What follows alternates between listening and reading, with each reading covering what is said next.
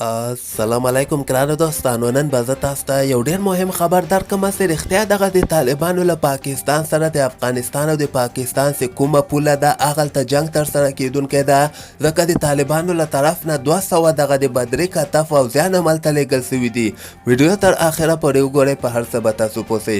زه به تاسو ته ووایم چې هغه څو ورځې مخکې د افغانستان او د پاکستان په پوله باندې ننګرهار کې چې کوم ده هغلته د پاکستان له طرف نه تاسیسات جوړول، یعنې د افغانستان په خاوره باندې دوی هلته سیمې خاردار لګو، خو بل طرف ته چې کله طالبان بیا خبر سول هغه ټولې ورټول که او دوی بیا دا خبر هم کوي چې پاکستاني فوځیان هغه ځینې تښتېدلي ول او موږ به وایي هېچا ته هم اجازه ورنه کړو چې د افغانستان په خاوره باندې تاسیسات جوړ کړي. خو بل طرف ته به زه تاسو ووایم چې ډېر زیات دغسې خبرونه ما وکتل چې د افغانستان طالبانو د پاکستان سره په افغانستان په ننګرهار خاوره کې یعنې جنګ ترسره کیدونکی دی. د دغه په وجه باندې هغه 200 د بدري کتې فوځیان هم هغلته لیږل سوي دي.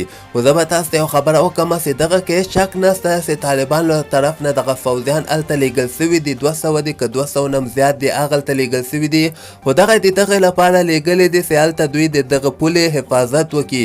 ځکه تاسو وګورئ طالبان وایي چې موږ به هېچا ته هم اجازه نه ورکوو، نه تنها پاکستان ته بلکې ایران ته به هم اجازه ورنه کړو چې دغسې د افغانستان په خاوره کې 1 میټره نه هم دې خواته که دوی راسي او دلته کوم کار مار دوی وکړي نو موږ ورته اجازه نه ورکوو او دغلته به موږ به سخت جواب ورکوو. نو د حفاظت کولو لپاره دغه طالبانو له طرف نه دغه فوځیان لیږل سوي دي.